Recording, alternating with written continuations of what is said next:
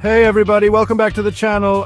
If you're new here, I'm Priya Kaspersky, and let me tell you, today we are going to be busting some myths. You know those things people say that everyone just believes? Like, it's just well, we're going to take a closer look at those today. We're talking about those myths you've heard a million times but never really stopped to question. We're going to dive deep, get our hands dirty, figuratively of course, unless we're testing out that whole spider thing, and see if these myths hold any water. Or, you know, maybe they'll just explode in our faces. You never know, so buckle up, grab your safety goggles, and get ready for some serious myth-busting action. Let's do this thing. Alright, this first one is a doozy. You probably heard this one, right? And that we only use 10% of our brain? Sounds pretty crazy, but it's been around for ages. People say things like, imagine if you could tap into the other 90%. You'd be a genius.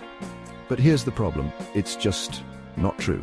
We use all parts of our brain. I mean, think about it. The brain is this incredibly complex organ, right? It's responsible for everything we do, from breathing to thinking to feeling. If 90% of it was just sitting there unused, wouldn't evolution have gotten rid of it by now? Think about it this way.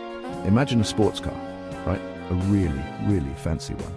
Now imagine someone telling you that this amazing car, with all its bells and whistles, can only use 10% of its horsepower.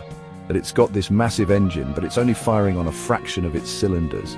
You'd be like, what's the point of all that extra engine if you're not going to use it? That's kind of like our brains. If we only used 10%, it would be like having a supercomputer running a simple calculator app. It just doesn't make sense. The truth is, we use our entire brain, just not all at once.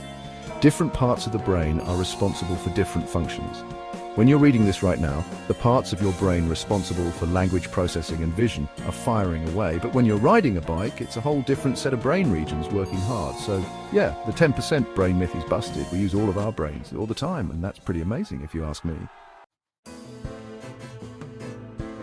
Okay, myth number 2. We all know that goldfish are often said to have a 3-second memory, right? That if you give them a little swim in a bowl, they forget everything immediately? Seems harmless, but that's just a myth. Goldfish actually have much better memories than we give them credit for. In fact, studies have shown that they can remember things for months. They can even be trained to recognize their owners, remember feeding schedules, and even learn simple tricks. I mean, think about it. In the wild, goldfish need to remember where to find food, avoid predators, and navigate their surroundings. Having a 3-second memory would make survival pretty much impossible, right?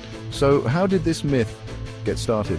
Well, like a lot of myths, it probably comes from a misunderstanding and a bit of exaggeration. People might have noticed that goldfish seem to swim in circles and thought they were forgetting where they were going, but that's just their natural behavior. They're curious creatures, always exploring their environment. So the next time you see a goldfish, don't underestimate their intelligence. They might not be writing any novels anytime soon, but they're definitely smarter than we give them credit for. Alright, this one is a classic. The myth that we swallow 8 spiders a year in our sleep. Let that sink in for a second. 8 spiders in a year. That's more like a horror movie plot than reality, right? Well, here's the thing, it's total nonsense. First of all, spiders are not suicidal maniacs. They're not going to crawl into a dark, moist cave, aka your mouth, for no reason. They're much more likely to build a web in a nice quiet corner and wait for some unsuspecting insect to come along. Second, our bodies are actually pretty good at keeping things out of our mouths while we sleep. We have reflexes that make us cough, sputter, and turn our heads if something tries to crawl in there. And finally, think about it from the spider's perspective. We're big, warm, and breathing, all things that would scare the heck out of a tiny spider. They're much more likely to run away from us than towards us. So, where did this myth come from? Well, like a lot of myths, it probably started as a way to scare people. And let's be honest, it works. The thought of swallowing spiders in our sleep is pretty unsettling, but rest assured, it's just not true. You can sleep soundly tonight, knowing that you're not going to wake up with a mouthful of spider legs. Alright, myth number 4. Lightning never strikes the same place twice. Sounds comforting, but this one is definitely not true. In fact, lightning strikes the same place multiple times all the time. Think about it, lightning is electricity, right? And electricity is always looking for the path of least resistance to the ground. So, if a particular spot is a good conductor of electricity, like a tall tree or a building, lightning is more likely to strike there again and again. In fact, there are places on Earth that are struck by lightning thousands of times a year. The Empire State Building, for example, is hit by lightning an average of 25 times a year. That's like a lightning magnet. So, Why do we say lightning never strikes the same place twice? Well, it's probably one of those sayings that's meant to be reassuring, like everything happens for a reason. But in reality, lightning doesn't care about sayings. It's just going to go wherever it's easiest for it to go. So the next time you hear someone say lightning never strikes the same place twice, you can tell them that's just a myth. And then you can tell them about the Empire State Building and its lightning attracting superpowers. Okay, this one is a little tricky. A lot of people think humans evolved directly from apes, but that's not quite the full story. It's more accurate to say that humans and apes share a common ancestor. Imagine it like this. You and your cousin share grandparents, right? But you didn't evolve from your cousin and they didn't evolve from you. You both evolved from the same ancestors, but you branched off in different directions. It's the same with humans and apes.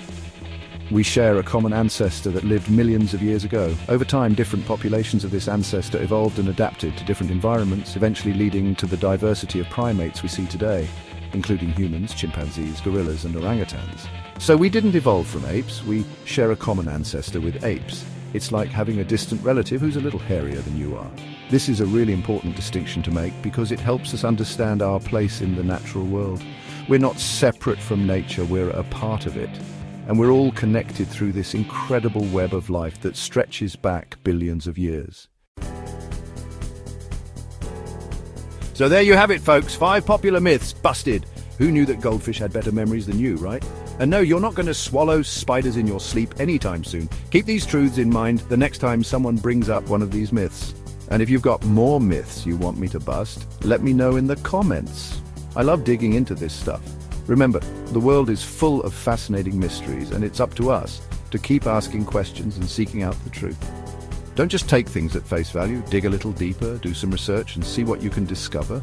You might be surprised at what you find. If you enjoyed this video, don't forget to like, subscribe and hit the bell so you won't miss out on more fun myth-busting adventures. Until next time, I'm Priya Kaspersky, and this is Kaspersky Lab. Stay curious and keep questioning.